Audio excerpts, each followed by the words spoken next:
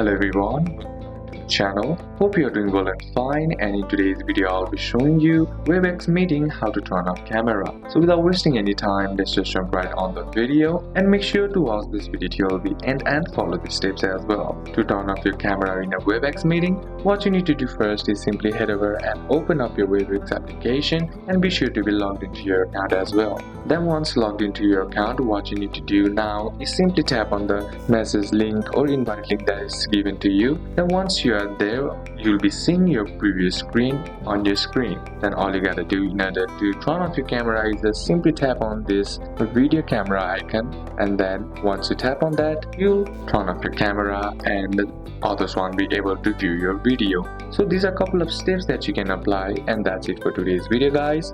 Hope this video was useful to you. Leave a like if it did, comment down any questions that you have, and see you soon on the next one.